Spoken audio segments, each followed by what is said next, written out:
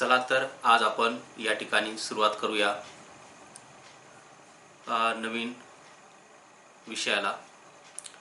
मी प्राध्यापक डॉक्टर प्रकाश साळवे, सहयोगी प्राध्यापक भूगोल विभाग, महाराजा जिवाजीराव शिंदे महाविद्यालय श्रीगोंदा, जिल्हा अहमदनगर, सावित्रीबाई फुले पुणे विद्यापीठ पुणे या विद्यापीठ अंतर्गत SYBA भूगोल स्पेशल साठी जून 2020 पासून सेमिस्टर 3 या विषयासाठी प्रात्यक्षिक भूगोल म्हणून प्रमाण आणि नकाशा प्रक्षेपण हा पेपर सुरू करण्यात आला। तर आपण या पेपरच्या अंतर्गत प्रकरण पहिले नकाशाचा परिचय बघणार आहोत। तर चला आपण सुरुवात करूया नकाशाचा परिचय। तर नकाशाचा परिचय म्हणजे काय? नकाशा म्हटलं की आपणाला सर्वात प्रथम या ठिकाणी निदर्शनास येतं, आपल्या डोळ्यासमोर जे येतं की कुठल्या तरी एखाद्या भागाचा किंवा प्रदेशाचा नकाशा आपल्या डोळ्यासमोर येतो। जगाचा असेल, देशाचा असेल, राज्याचा असेल, तालुक्याचा असेल, जिल्ह्याचा असेल किंवा आपल्या छोट्याशा भागाचा नकाशा असेल, तो आपल्या डोळ्यासमोर येतो। तर हे आपण आपल्या पहिल्या लेक्चरमध्ये बघणार आहोत। खरं तर नकाशाची म्हणजे ह्या प्रकरणामध्ये आपण काय काय विभाग बघणार आहोत त्याची थोडक्यात माहिती घेऊ आणि नंतर आपण आपल्या विस्तृत लेक्चरला सुरुवात करूया। नकाशाची व्याख्या, डेफिनेशन ऑफ मॅप आपण बघणार आहोत। दुसरा घटक जो आहे तो नकाशाचे घटक की ज्याला आपण एलिमेंट्स ऑफ मॅप म्हणतो। त्यानंतर आपण बघणार आहोत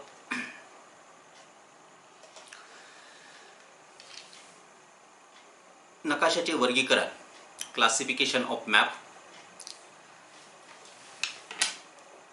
त्याचबरोबर आपण क्लासिफिकेशन ऑफ मॅपमध्ये दोन प्रकार बघणार आहोत। एक प्रमाणावर आधारित नकाशा, तर लहान प्रमाणावरील नकाशा आणि मोठ्या प्रमाणावरील नकाशा हे आपण बघणार आहोत। त्याचबरोबर कार्याच्या आधारे on the basis of function या अंतर्गत आपण या ठिकाणी नकाशे बघणार आहोत की नैसर्गिक नकाशे म्हणजे काय आणि सांस्कृतिक नकाशे म्हणजे काय हे आपण थोडक्यात बघणार आहोत। आणि शेवटचा जो मुद्दा आहे नकाशाचा वापर। तर चला आपण या ठिकाणी सुरुवात करूया। तर सर्वप्रथम या ठिकाणी भूगोलाचा अभ्यास करत असताना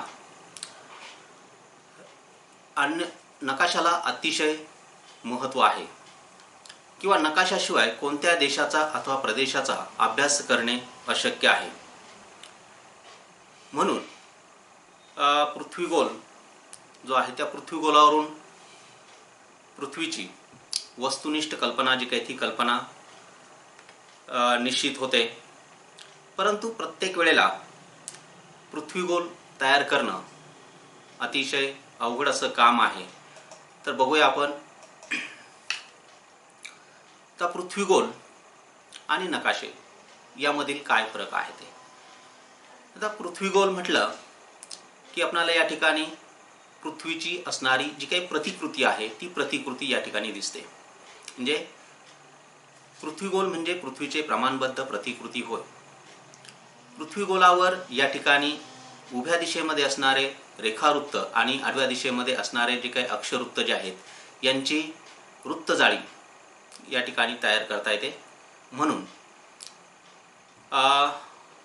पृथ्वीवरील कोणत्याही प्रदेशाचे क्षेत्रफळ, दोन ठिकाणांमधील अंतर व दिशा याची योग्य माहिती ही पृथ्वीगोलावरून आपल्याला मिळू शकते। पृथ्वीगोलावर ध्रुवीय प्रदेश आणि विषुववृत्तीय प्रदेश, त्याचप्रमाणे भूमिखंड व महासागर यांच्या आकारासंबंधी स्पष्ट कल्पना येते किंवा यथार्थ कल्पना आपण ज्याला म्हणतो ती येते की आपल्याला प्रत्यक्ष हा जो काही जलभाग जो आहे किंवा जमिनीचा जो काही भाग आहे यावरून लगेच तात्काळ आपल्याला पृथ्वीची प्रतिकृती ही लक्षात येते. आता पहिला पृथ्वीगोल हा ग्रीसमध्ये क्रेटर्स या शास्त्रज्ञांनी इसवी सन पूर्व 150 मध्ये तयार केला अशी नोंद या ठिकाणी इतिहासामध्ये आपल्याला सापडते. त्यानंतर रोमन काळामध्ये मध्ययुगात अरबांनी तयार केले. मार्टिन एहिम याने इसवी सन 1492 मध्ये तयार केलेला पृथ्वीगोल आजही लुसेनबर्ग या ठिकाणी पाहायला मिळतो. तर पृथ्वीगोल अभ्यास करत असताना या ठिकाणी जरी पृथ्वीगोलाचं अधिक महत्त्व असलं तरी प्रत्येक वेळेला आपल्याला पृथ्वीगोल इतरत्र घेऊन जाणे किंवा त्याची वाहतूक करणे हे शक्य होत नाही आणि वेगवेगळ्या प्रमाणावर आधारित पृथ्वीगोल तयार करणं हे अत्यंत कठीण असतं. म्हणून त्याचं नकाशामध्ये रूपांतर करणं म्हणजे पृथ्वीगोल सर्व ठिकाणी आपणाला बरोबर घेऊन जाता येत नाही किंवा बाळगणं शक्य होत नाही. म्हणून आपणाला त्याचं रूपांतरण जे आहे नकाशामध्ये करणं गरजेचं आहे. आता नकाशा म्हणजे काय? जसं आपण पृथ्वीगोल बघितलं की पृथ्वीची असणारी जी काही प्रतिकृती आहे त्याला पृथ्वीगोल असं म्हटलं जातं. तर नकाशा म्हणजे संपूर्ण जगाचा, म्हणजे इथे आपण जगाचा नकाशा घेतलेला आहे, किंवा एखाद्या विशिष्ट भागाचा प्रमाण, प्रक्षेपण, सांकेतिक चिन्ह आणि खुणा यांच्या साहाय्याने सपाट पृष्ठभागावर काढलेली आकृती म्हणजेच नकाशा होय. तर नकाशा हा द्विमिती असल्यामुळे आपणास कोणत्याही प्रदेशाची लांबी आणि रुंदी समजते. परंतु जर यामध्ये उठाव दर्शवणाऱ्या पद्धतींचा वापर केला तर उंची आणि खोलीची सुद्धा सापेक्ष कल्पना आपणाला नकाशाद्वारे येत असते. तर इथे हे उठाव दर्शवण्यासाठी हॅचूस म्हणजे छोट्या छोट्या रेषा ज्या आहेत याच्यामुळे जमिनीची चढ उतार किंवा उंच सखलपणा जो आहे तो उंच सखलपणा दिसतो. किंवा या नकाशामध्ये जर बघितलं तर आपण ट्रायंगुलेशन मेथड आहे किंवा आपण समोच्च रेषा जे काय त्या समोच्च रेषांच्या साहाय्याने सुद्धा जमिनीचं सखलपणा, उंच सखलपणा दाखवण्याचा प्रयत्न या ठिकाणी केला जातो. यावरून आपणाला सापेक्ष कल्पना थोडक्यात येते. नकाशाची ऐतिहासिक पार्श्वभूमी. तर नकाशाची ऐतिहासिक पार्श्वभूमी बघत असताना खरं तर मानव हा प्रारंभिक अवस्थेमध्ये त्याला लिहिता वाचता येत नव्हते तरीही त्याने त्या ठिकाणी नकाशा काढणे ही कला अवगत केलेली होती. म्हणजे आपण बघतो की जुने मंदिरं जर बघितले किंवा वेगवेगळ्या लेणी जर बघितल्या तर त्यामध्ये केलेलं जे काही कोरीव काम जे आहे ते कोरीव काम जर बघितलं तर आपल्याला लक्षात येतं की त्यावेळचे असणारे लोक त्यांना शिक्षणाचा गंधही नसताना त्यांनी केलेलं जे काही कोरीव काम जे आहे ते अप्रतिम आणि सिमेट्री अतिशय उत्तम असा नमुना आहे. म्हणून त्याला लिहिता वाचता येत नव्हते तरीही तो नकाशा या ठिकाणी काढत होता. हे या विविध नकाशाच्या साहाय्याने आपणास सिद्ध होते. तर इसवी सन पूर्व 2500 या काळात सर्वात जुना नकाशा हा हार्वर्ड विद्यापीठातील संग्रहालयामध्ये आहे. हा जो नकाशा जो आहे तो गासूर या पुराणकालीन नगराचा उत्खननामध्ये सापडलेला आहे. मेसोपोटेमिया या शहराचा तो त्या ठिकाणी आहे आणि तो मातीची जी काही वीट आहे त्या विटेवर काढलेला आहे. म्हणजे इथे आपल्याला तो दिसतोय आणि त्याचा नकाशा या ठिकाणी आपण हे बघतोय की कसा काढलेला आहे. इथे तुम्हाला घरं दिसत आहे, म्हणजे इथे काहीतरी वसाहत जी ती वसाहत आहे. नंतर यामध्ये इथे नदी वगैरे काही गेलेली असेल किंवा मध्ये अशा प्रकारच्या वसाहती जे काही त्या वसाहती, म्हणजे हा नकाशा त्या ठिकाणी विटेवर काढलेला आपल्याला दिसून येतो. इसवी सन पूर्व 1320 मध्ये इजिप्शियन लोकांनी सोन्याच्या खाणीचा काढलेला नकाशा उपलब्ध आहे. म्हणजे यावरून असे लक्षात येते की नकाशा हा इसवी सन पूर्व काळापासून त्या ठिकाणी काढण्याची कला अवगत होती. तर नकाशाशास्त्रामध्ये नकाशाचा पाया जो आहे तो ग्रीक शास्त्रज्ञांनी घातलेला आपल्याला दिसून येतो. यामध्ये ऑरिस्टॉटल आहे, डिमॉक्रिटस आहे, ॲनेक्झिमँडर आहे, हेक्टॅकस आहे, हिरोडॉटस आहे, इरॅटोथोनिस आहे, की या विविध भूगोल अभ्यासकांनी विविध घटकांचा नकाशा किंवा भौगोलिक घटकांची माहिती जी आहे ती माहिती दाखवण्याचा प्रयत्न केलेला आहे. म्हणून हे भूगोलशास्त्रातील महान भूगोलतज्ञ होऊन गेलेले आपल्याला दिसून येतात. त्यानंतर क्लॉडियस टॉलेमी यांनी सर्वप्रथम जगाचा नकाशा जो आहे तो जगाचा नकाशा तयार करून त्यामध्ये अक्षरवृत्ते आणि रेखावृत्ते ही दर्शवलेली आहे. म्हणजे इथे जर बघितलं आपण तर हे आपल्याला अक्षरवृत्त दिसत आहेत आणि उभे या ठिकाणी रेखावृत्त याचा आधार घेऊन किंवा हे तयार करून पहिला जगाचा नकाशा जो आहे तो नकाशा तयार करण्याचा प्रयत्न क्लॉडियस टॉलेमी यांनी केला. खरं तर त्यांचा जन्म जो आहे तो इसवी सन 90 ते 168 या दरम्यान त्या ठिकाणी आहे. त्याने एकंदरीत 8 खंड जे काही ते 8 खंड लिहिले. त्या पहिल्या खंडामध्ये नकाशा संदर्भामध्ये संपूर्ण माहिती देण्याचा प्रयत्न केलेला आहे.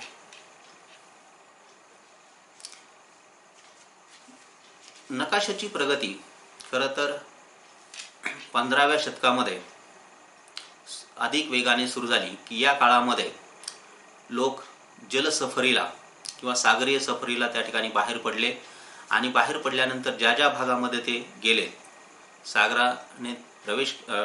सागरामार्फत त्यांनी वेगवेगळे भूप्रदेश शोधून काढलेत. त्या भागाची माहिती गोळा केली आणि त्यानंतर खऱ्या अर्थाने भूगोलाचा विकास हा होत गेला.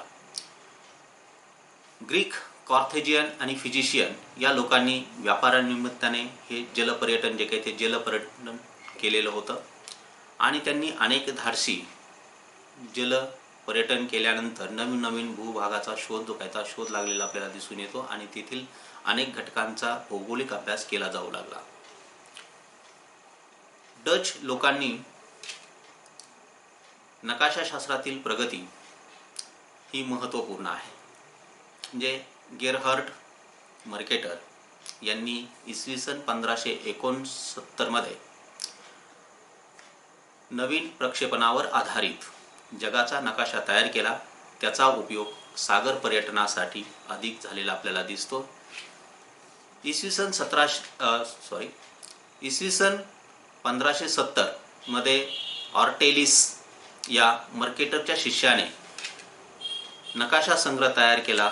हाच जगातील पहिला आधुनिक नकाशा संग्रह म्हणून ओळखला जातो.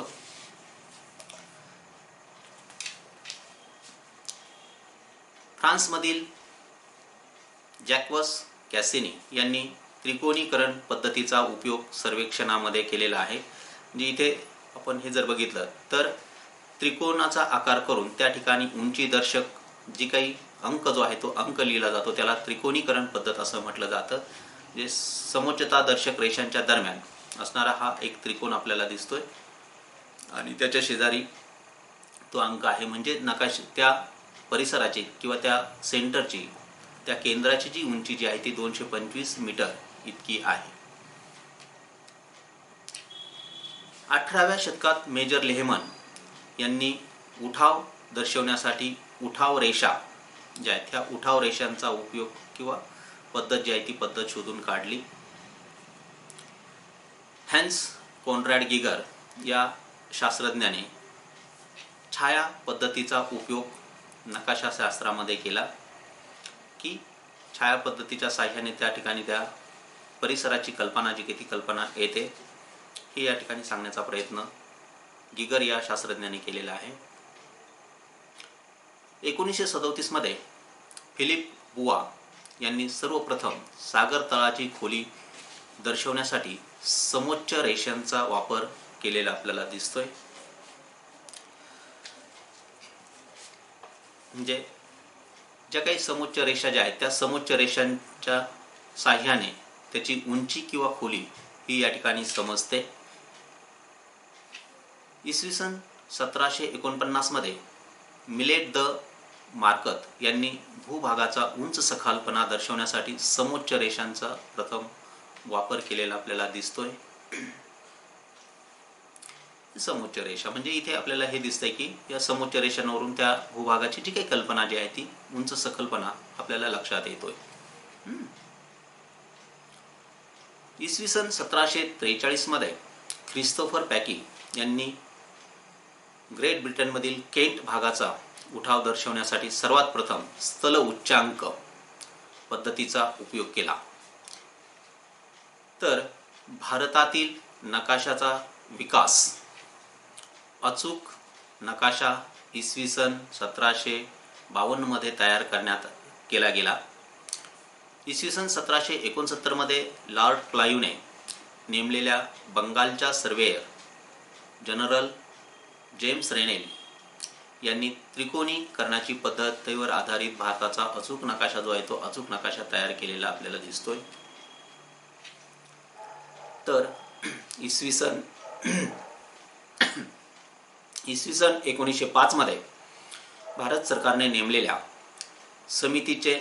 समितीने म्हणजेच भारतीय सर्वेक्षण खात्याने 1 इंचाला 1 मैल प्रमाणावर जवळपास 3000 नकाशे तयार केले. या नकाशांनाच भारतीय स्थलनिर्देशक नकाशे असे म्हणतात.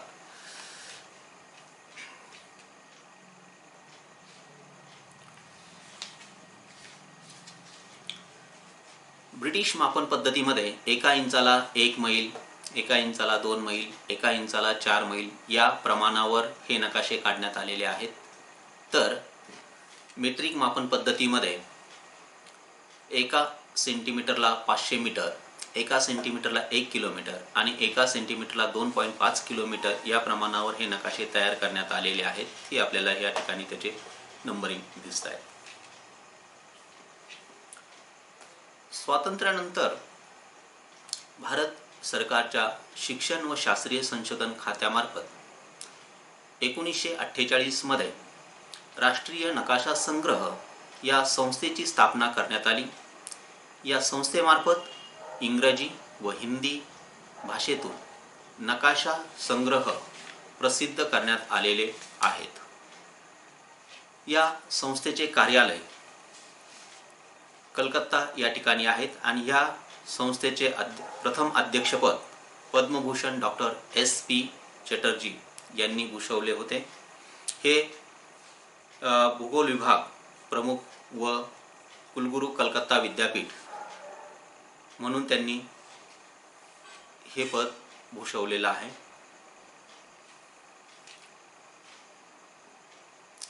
तर नकाशा म्हणजे काय आपण अगोदर त्याची व्याख्या बघितली. पुन्हा एकदा आपण त्या ठिकाणी नकाशाची व्याख्या बघतोय की नकाशा म्हणजे संपूर्ण जगाचा किंवा एखाद्या विशिष्ट भागाचा प्रमाण, प्रक्षेपण, सांकेतिक चिन्हे व खुणा यांच्या साह्याने सपाट पृष्ठभागावर काढलेली आकृती म्हणजेच नकाशा होय. पृथ्वीचा वक्राकार भाग सपाट पृष्ठभागावर काढण्यासाठी विशिष्ट प्रकारची योजना करावी लागते. या योजनेस प्रक्षेपण असे म्हणतात. म्हणजे उदाहरणार्थ प्रकाशझोत, प्रक्षेपीय पृथ्वीगोलावर प्रकाशझोत टाकल्यानंतर त्याचे अक्षवृत्त आणि रेखावृत्त ही जी काही वृत्तजाळी जी आहे ती सपाट कागदावर घेण्याची जी काही कला आहे किंवा जी काही पद्धती आहे त्याला प्रक्षेपण असे म्हटले जातात. म्हणजे पृथ्वीगोलावर असणारे अक्षवृत्त आणि रेखावृत्त यांची जाळी तयार केलेली आहे तिला वृत्तजाळी असं म्हटलं जातं. आणि ही वृत्तजाळी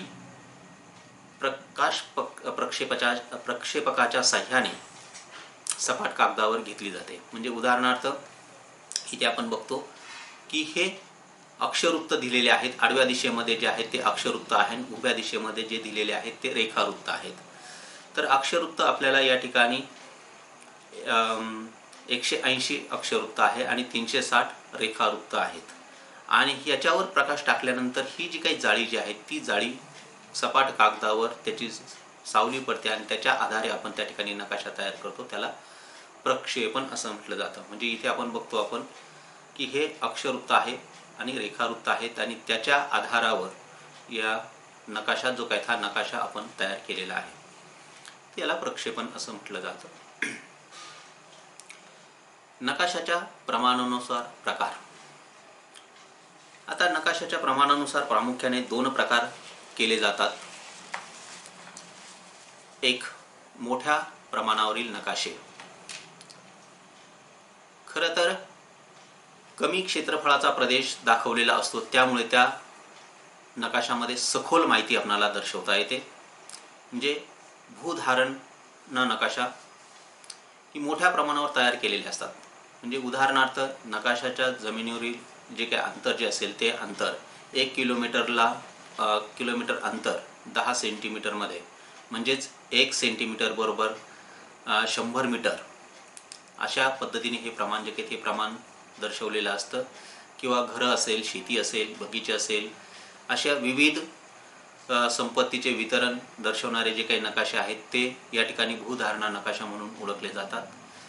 त्याचबरोबर स्थलनिर्देशक नकाशे, की हे नकाशे जे आहेत हे प्राकृतिक आणि सांस्कृतिक घटकाचं वितरण दर्शवले जातात. की यामध्ये पर्वत, पठारे, मैदानं, त्याचबरोबर शेती असेल, वनस्पती असेल किंवा इतर काही घटक असतील, ते सर्व घटक सांस्कृतिक आणि मानवनिर्मित आणि नैसर्गिक घटक हे सर्व या नकाशामध्ये दर्शवले जातात.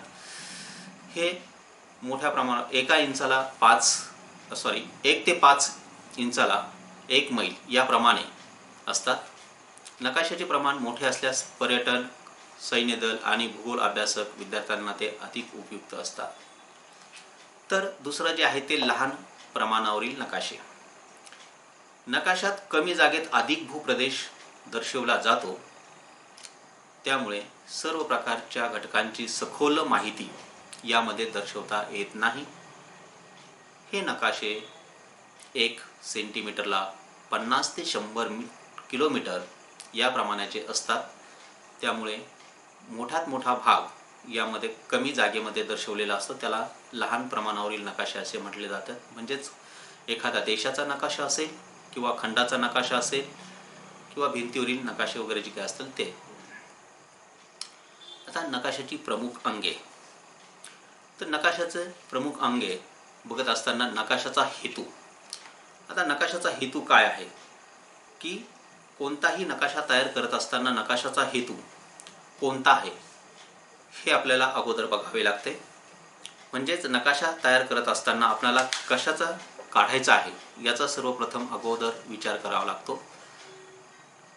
उदाहरणार्थ लोकसंख्या वितरण दर्शवायचे असेल तर आपल्याला त्याचं प्रमाण किंवा हे घेणं गरजेचं आहे. किंवा इतर उत्पादनं जे काय आहेत हे वितरण दर्शवायचं असेल ते आपल्याला हेतू पहिल्यांदा विचारात घ्यावा लागतो.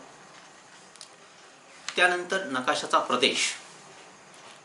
म्हणजे नकाशा तयार करताना तो कोणत्या प्रदेशाचा करायचा आहे त्यानुसार इतर घटक आपल्याला विचारात घ्यावे लागतात.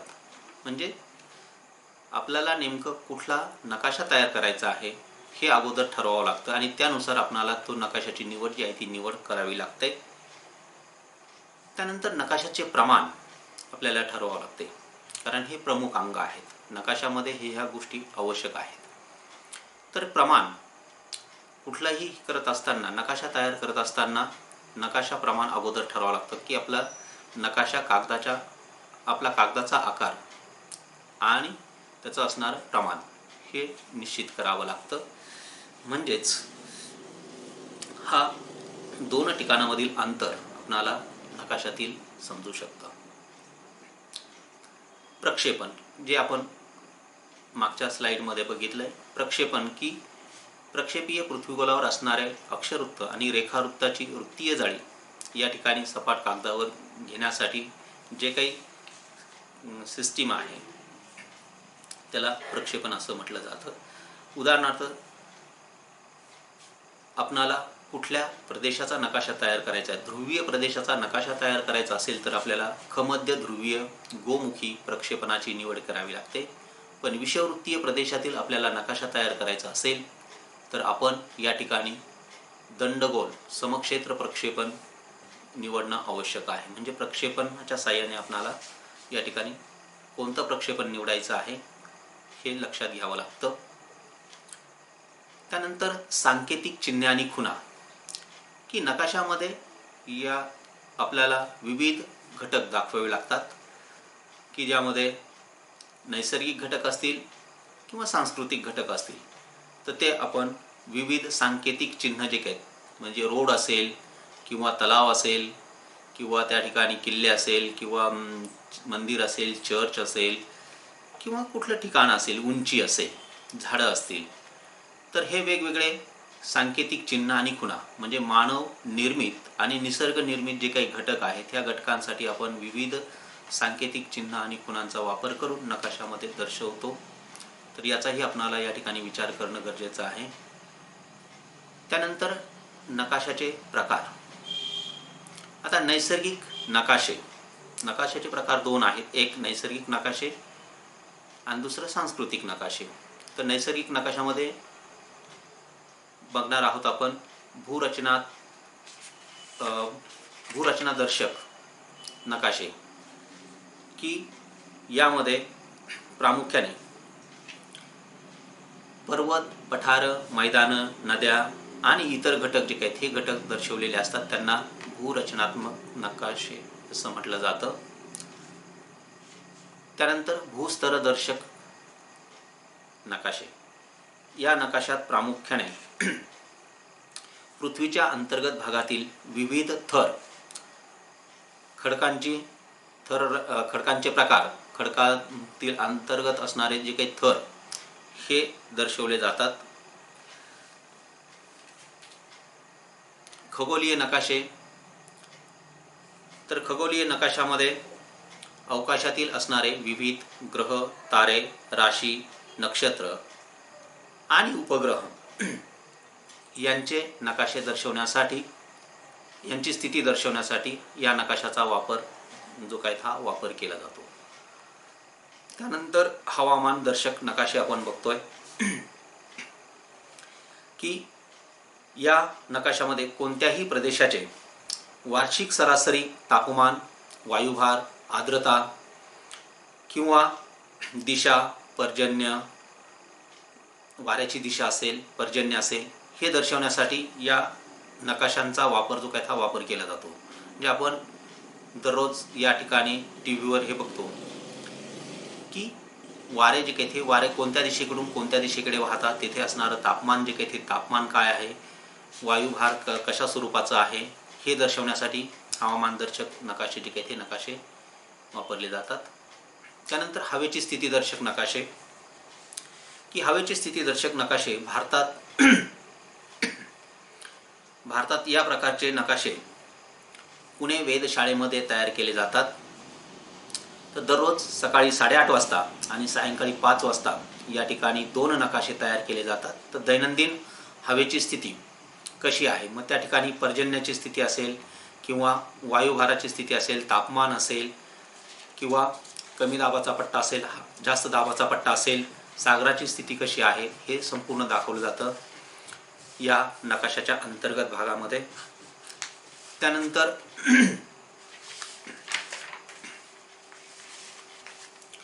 नैसर्गिक विभाग दर्शक नकाशे, की ज्यामध्ये विविध घटक जे काय हे विविध घटक दाखवण्यासाठी किंवा तुलनात्मक अभ्यास करण्यासाठी या नकाशाचा वापर केला जातो.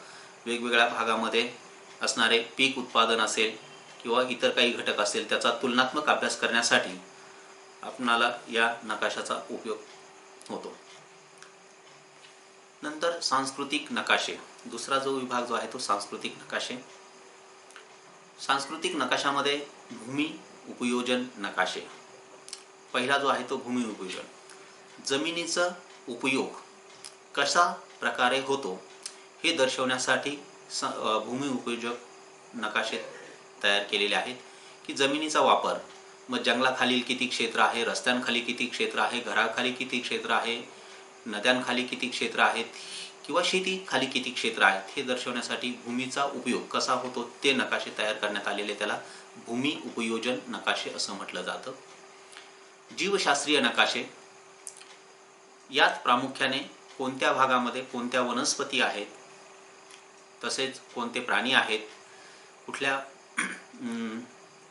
प्राण्यांना कुठलाही हे घटक जे आहेत ते दर्शवण्यासाठी जीवशास्त्रीय नकाशे जे काही जीवशास्त्रीय नकाशांचा अभ्यास जो आहे तो अभ्यास यामध्ये केलेला आपल्याला दिसून येतो. त्याचं वितरण असेल म्हणजे प्राण्यांचं अथवा वनस्पतींचं वितरण. आर्थिक व संख्यात्मक नकाशे. खरं तर विविध देशामध्ये आयात निर्यात जी काही केली जाते, कोणत्या उत्पादनाचे त्या ठिकाणी आयात झालेली आहे, कोणतं उत्पादन निर्यात झालेली हे दर्शवण्यासाठी आपण हे नकाशे जे काही ते नकाशांचा अभ्यास करू शकतो. ऐतिहासिक नकाशे. काही भूप्रदेश हे ऐतिहासिकदृष्ट्या अतिशय महत्त्वाचे आहेत. राजांच्या काळामध्ये असणारे ऐतिहासिक कालीन राजे जे काही होते त्यांच्या काळामध्ये असणारे नकाशाची स्थिती जे काही आणि आता असणारे यांचा तुलनात्मक अभ्यास करण्यासाठी आपणाला हे ऐतिहासिक नकाशे जे आहेत ते ऐतिहासिक नकाशांचा वापर होतो. जे इतिहासाचा अभ्यास करत असताना प्रामुख्याने या नकाशाचा अधिक वापर जो आहे तो अधिक वापर केला जातो. उदाहरणार्थ मोगलकालीन नकाशे असतील, त्यानंतर हिंदुस्थान ब्रिटिशकालीन हिंदुस्थान असेल, मोगलकालीन हिंदुस्थान असेल, या काळातील नकाशेचा अभ्यास यामध्ये केला जातो. त्याला ऐतिहासिक नकाशे असं म्हटलं जातं. राजकीय नकाशे. राजकीय नकाशामध्ये वेगवेगळ्या भागांच्या सीमा निश्चित केलेल्या असतात. मग त्या जगाच्या असतील, खंडांच्या असतील, तसेच देशाच्या असतील, राज्याच्या असतील किंवा तालुक्याच्या असतील, गावाच्या असतील, अशा वेगवेगळ्या जे काही सीमा ज्या आहेत त्या सीमा याच्यामध्ये दर्शवल्या जातात. त्याला राजकीय नकाशे असं म्हटलं जातं. लष्करी नकाशे हे लष्कराच्या दृष्टिकोनातून अतिशय महत्त्वाचे असतात की ज्यामध्ये प्रामुख्याने या नकाशाच्या संदर्भात अत्यंत गोपनीयता राखली जाते. लष्कराच्या दृष्टीने हे नकाशे अतिशय महत्त्वाचे असतात. यामध्ये असणारे रस्ते असतील, लोहमार्ग असतील किंवा अनेक महत्त्वाचे जे काही स्थळं असतील त्या स्थळांच्या संदर्भामध्ये काही नकाशे जे आहेत ते नकाशे तयार केले जातात. त्याला लष्करी नकाशे असं म्हटलं जातं आणि याचा उपयोग लष्कराच्या दृष्टिकोनातून अतिशय महत्त्वाचा आहे, म्हणून त्याला लष्करी नकाशे असे म्हटले जातात. वितरणात्मक नकाशे की एखाद्या भागामध्ये वितरण कशा स्वरूपाचं आहे हे दर्शवण्यासाठी आपण या ठिकाणी बघतो की विविध रंगछटा आपल्याला दिसत आहेत. म्हणजे जिथे डार्क आहे तिथे त्या ठिकाणी जास्त वितरण त्या ठिकाणी दर्शवलं जातं. म्हणजेच वितरणात्मक नकाशे मग नैसर्गिक असेल, सांस्कृतिक घटक असेल किंवा इतर काही घटक दर्शवण्यासाठी. आता इथे हा 2011 मध्ये शेड्यूल कास्टची जी काही लोकसंख्या जी आहे ती लोकसंख्या दाखवण्याचा प्रयत्न केलेला आहे. जिथे अतिशय कमी आहे तिथे फिक्कट कलर आहे आणि जिथे डार्क जास्त आहे तिथे जास्त लोकसंख्या आहे. म्हणजे हे वितरण दर्शवलेलं आहे, हे आपल्याला लक्षात येतं. त्यानंतर वाहतूक आणि दळणवळण नकाशे की ह्या नकाशामध्ये या ठिकाणी रेल्वे, रस्ते वाहतूक, हवाई वाहतूक, जलवाहतूक यासारखे वाहतूक जे आहेत ते वाहतूक दर्शवण्यासाठी किंवा दळणवळणासाठी हे दाखवले जातात. त्याचबरोबर त्या प्रमुख शहरं जे काय असतील त्या शहरांचा सुद्धा यामध्ये समावेश जो आहे तो समावेश केला जातो. आणि यानंतर आपण बघणार आहोत की नकाशाचा उपयोग जो आहे तो नकाशाचा उपयोग प्रामुख्याने भूगोलशास्त्रामध्ये भूगोल अभ्यासकांना होत असतो. भूगोलाचा अभ्यास करत असताना किंवा अध्ययन करत असताना अधिक नकाशाचा उपयोग जो काय हा उपयोग होतो असतो. त्याचबरोबर शासकीय अधिकारी जे काय असतील त्या शासकीय अधिकाऱ्यांना त्याचा अधिक उपयोग होतो. पर्यटन करत असताना आपणाला नकाशाचा अधिक उपयोग जो काय हा अधिक उपयोग होत असतो. जिल्हा च्या सीमा असतील, खाजगी मालमत्तेचे नकाशे असतील, तसेच इतर काही नकाशे असतील, या नकाशांचा देखील न्याय निवाड्याच्या दृष्टिकोनातून या नकाशांचा उपयोग जो काही था उपयोग होत असतो. या अशा विविध घटकांसाठी नकाशाचा उपयोग जो काही था उपयोग केला जातो. आणि हे जे काही आपण आत्तापर्यंत जे काही अभ्यास केला त्यासाठी या विविध ग्रंथसंपदांचा संदर्भ या ठिकाणी घेण्यात आलेला आहे. तसंच www.google.com या वेबसाईटवरून काही फोटोग्राफ जे काय ते फोटोग्राफ्स यामध्ये घेण्यात आलेले आहेत. धन्यवाद.